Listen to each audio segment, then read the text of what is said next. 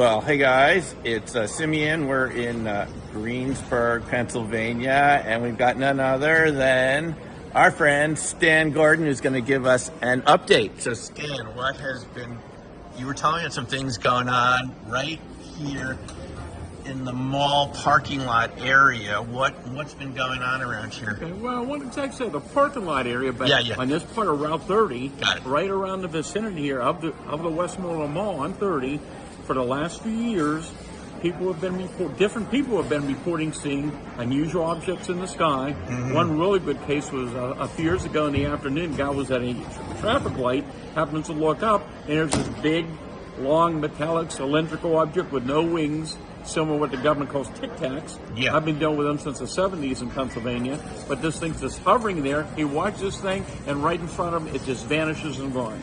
And we've been getting multiple reports like that for the last several years. We're getting more reports on the other side of Route 30 around Irwin last year of these things hovering in daylight over the main business area where people were reporting them.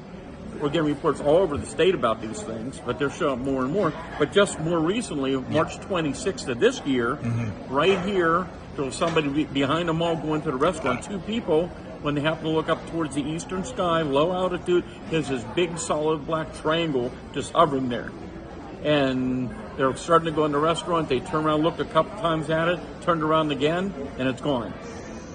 And we've been getting reports of the triangles for years and years, but in the last few years, we're getting more reports of these big, solid black triangles around this area. And some of these cases have been significant. There was an incident last year near Latrobe. So Latrobe is right on the edge of that section of the Chestnut Ridge, which is probably one of the strangest areas in the country for yearly annual reports of Bigfoot, UFOs, cryptids, the orbs of light, other anomalous phenomena, paranormal stuff along the ridge areas, especially along the dairy side of the Chestnut Ridge for whatever reason. So it's the other side of Latrobe. And so there was this fellow last year, I believe it was, early in the morning, couldn't sleep, was taking a walk. See the series of lights come from the Ligonier area into this big solid black triangles, no more than 1,000 feet over his head. And what does he do? He grabs his fully charged telephone. He hits it in video mode. He sees this on video record. He sees it on the monitor. He plays it back. There's nothing there. So we're hearing more and more reports of these unusual EM, electromagnetic effects, being reported from all over, with cameras, with night vision equipment, people trying to take pictures of these things, and quite often fully charged batteries within a very short time are draining very quickly. Was it just there was no video there, or was it just blank? It was plain. Yeah. Like, have there been triangles in this area in the past, or is this a newer sort of thing? It's been going for years and years. I've been aware of them for at least the 70s. Yeah. We've had significant cases with the triangles, and the big cylindrical. We've had rectangular objects. We had a major incident. One of my favorite incidents was June 1st, 2013. Only a few miles from here, North Huntington, Irwin, PA. And here was a woman who was a non-believer in UFOs, 3-year-old child. She's coming out of a convenience store around 10 o'clock at night, I believe, riding down 30, and she said, couldn't believe what I'm seeing. I had to brake right in the middle of the 4-lane highway. She has this huge, solid, metallic, rectangular object with 2 tiers of lights, not like navigational lighting. It's only about 60 feet away, very low, around 60 feet off top of the highway, taking up all 4 lanes. Her baby yells, "Mommy," flying iPad in the sky. She has to pass underneath it. She's on the cell phone. She loses her signal. When she goes underneath it, all the electronic displays in the car go out. The airbag, the temperature, the clock. She loses her phone signal, but she tries to take a picture with her phone, but would not let her go into photo mode. And as she goes down the road about a half mile away, all the electronic comes back on. Those are the kind of things that go on you never hear about. What was the object again? It was a big, solid, rectangular object. She said it looked like the gondola of a blimp without the blimp. All the electronics go, and how typical. Yeah, and that's been going on for years. But you used to hear about it a lot back in the 50s and 60s, but now we're hearing more and more in more recent years again. Just then I got to ask you this, because your whole book, Silent Invasion, 1973, Bigfoot and UFO Connection. I mean, you have always seen these phenomena coming in waves, both on the cryptid, Bigfoot side and the UFOs. Am I right, or am I? Yeah. It tends to come as, together at the same time, or? What would you say about that? We never had a wave like we did in 1973. No. I mean, that was just amazing what happened. But have there been on and off cases like that? Yes. And in more recent years, you know, what I wrote about in Solid Base about 1973 and 74 with the Bigfoot UFO connection. Well, now these things are being reported all over the country and around the world, these type of things, especially with the strange orb reports. Yeah. So historically in Pennsylvania and now all over the country, in areas we have a history of Bigfoot encounters, you're getting reports of these small spheres of light low to the ground, but in some cases coming up within a few feet of people. And that's what's going on more and more. These orb cases are significant. I think they're one of the most important part of the UFO UAP mystery that people are just starting to hear more about. Now it's coming out all over the country. I know you're aware of cases in your area. You've heard about these reports. Yeah. And but we're hearing more Bigfoot researchers that didn't believe in these things having their own experiences now. And some of these people were just terrified when these things are coming out of the woods a few feet away from them in recent years. Right, this area is really full of that type of activity, right? Reading your books and then looking on the map, it seems to be really focused around the Chestnut Ridge area and this whole region, right? Well, this region is very active, and there's a lot of reports from the mountainous areas, but it's not just those areas. Yeah. We're getting more reports from major cities, suburbs of major cities, suburbs, areas where there's not a lot of woods. Okay, we've had incidents in daylight over major metropolitan areas. So this thing is going on more and more. Even some of the Bigfoot sightings in recent years, they're in more populated areas where there's not a lot of woods. Any Bigfoot or cryptid activity around here that you can comfortably talk about right now? I know you don't like to talk about stuff that's currently under investigation. Is there anything that happened past year or so that's... I can just tell you this: in the last couple of weeks and in the last few days, some very significant, very strange cryptid cases being reported. I'm still talking with witnesses, so I'm not ready to put that out yet. Okay, but I can tell you, even this year, there's been some very significant Bigfoot sightings, especially up in the Ridge area.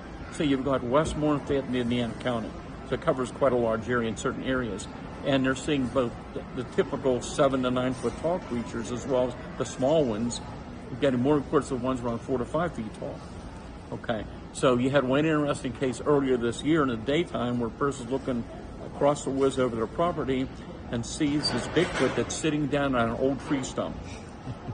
This person estimated this thing was probably at least 8 foot tall if it was standing up, but she got close enough to it that she could see its chest moving in and out as it was breathing. Yeah. And then there have been thunderbird sightings, an increase in thunderbird sightings last year. I've heard of 2 interesting cases this year. One was up in a ridge, another one was in another county in southwest PA. We're getting other type of cryptid reports coming in. We're getting orb reports coming in. It's amazing. I wrote down just a few notes, but one of my research associates, Jim Brown, up in Fayette County, which is probably one of the most active in the country, especially along the ridge area. He's a real high-tech guy who investigates a lot of cases. And he was looking into an incident that happened January 21st of this year. And this was 5 o'clock in the morning. And this fellow was just wakening up and was having coffee in the kitchen. And he noticed this reflection on the wall, just though somebody was outside with a flashlight reflecting on the ceiling. So he runs over to the window and he looks. And 25 feet away on the ground are these 3 spheres of light, these 3 balls of light, and they were about the size of a basketball. They formed into a triangle and suddenly shot straight up to the sky and gone. Right in his yard? Yeah. And those are the kind of things that are going on more and more. Yeah, it's fast. I've always wanted to ask you this, we have these, in your area here, Western Pennsylvania, you've had reports, it's in your books, these smaller hominoid creatures. I don't know what to call them. What do you call the ones that don't seem like Bigfoot? Do you have a name for them? Or is there a name that people give to them? The smaller ones, you've described smaller ones, and ones that we don't even know exactly where they fit on the kind of taxonomy of creatures. We've had, back in the 60s, we had a lot of amazing UFO incidents. Not lights in the sky, not doors, but large structured metallic objects. Very large, low to the ground, hovering low with portals or windows. That was a very common thing in the 60s in Pennsylvania. Yeah. Okay. And some of these were, really detailed cases. And some people reporting these small humanoid creatures. Now, some people may want to call them grays. It says there was some of the abduction reports. Not saying they're connected to it, but they were similar because they were small humanoid type creatures, around 4.5 feet tall. So they had those. But over the years, we've had small humanoid sightings of glowing creatures, in fact, that were gliding above the ground or floating above the ground. Yes. Okay. We've had winged humanoid creatures being seen, like the famous Butler Gargoyle case north of Pittsburgh back in 2011. And so you get all kind of weird things. And there's another case, I don't have the information right in front of me, but it just happened relatively recent time, again up in the Ridge area, in daylight. I don't have all the details with me. I'm still talking to that witness, but I'll release some information at some point of some kind of strange-looking, humanoid-looking thing. It was kind of luminous colors, I remember. There's a lot of things. Can you remind me briefly what the Butler Gargoyle case was? I might forget. Yeah, I remember it very well. What was it? 57, you said? It was March of 2011. Oh, 2011. And this is up near the town of East Brady, PA. I interviewed the witness right after it happened. I've been in touch with him for years. Guy is very professional person. I can't tell you his background, but you would find it really interesting what his background was, but I can't really mention it right now. But it was a normal night. He's riding home that night. It's around midnight, and going down a dark road, and his headlights catch something on the right side of the field. He thought it was a deer. Well, suddenly, this thing rises up from the ground, takes 3 big steps in front of his vehicle, and gone. But he said to me when I interviewed him, he said, people talk about Bigfoot sightings around here, but this was not a Bigfoot. This thing was at least 8 foot tall, but it was covered with light, leathery skin. The head was kind of shaped like an aerodynamic helmet. The eyes were swept back. It had claws for hands, and it had wings tucked into its back. It never looked at him. He only saw from one side. Within a few days, people at the BORU research group in Butler were getting reports from other people seeing the same thing. And allegedly it's been seen again in more recent years. Floating without actually flapping the wings? Well, gliding but with gliding. wings, okay? Right. And then, of course, everybody's heard of Mothman. Yeah. So back in 1966-67, when Mothman was going on in West Virginia, of course, I was monitoring the newspapers closely, but I was hearing rumors. Of course, in 1966-67, there's no cell phones, no internet. I was hearing rumors of something similar was going on in the Pittsburgh area in Allegheny County. Years and years later, I now have found 2 separate specific cases in Allegheny County during that time of a Mothman-type creature. And my latest book, Creepy Cryptids, has a detailed account from the best friend of the witness who wrote the whole story up. That witness is deceased. But that witness to that incident, who was parking with a girlfriend at the time when this occurred, came to his home in shock right after it happened. Right. And that witness ended up in the hospital emergency room that night. And what happened with him is significant. It could be much stranger than any of the Mothman stories in West Virginia. So that whole story is in my Creepy Cryptids Volume book. 4? It's Volume 4. Right. Case right. Book 4. I remember reading. Yeah, I'll have to go back and look at that case again. Yeah. Well, Stan, thanks for the update. We appreciate it. Well, thanks for coming down to this again. And people can go to my website, stangordon.info, and there's a lot of interesting things on there. stangordon.info, Creepy Cryptid series, Silent Invasion. If you're interested in these subjects, these are must-read books. So. And one more thing, there's events scheduled all year long this year. Go to the upcoming events on my website. I'm adding more and more. But we have major events coming up. There's the Area 217 Paranormal event at the Sportsman's Club.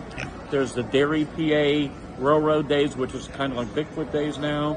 You've got the big Kecksburg UFO Festival, July 18th and 20th. This is the 60th anniversary of the Kecksburg case. There will be thousands of people there. It's free for the public.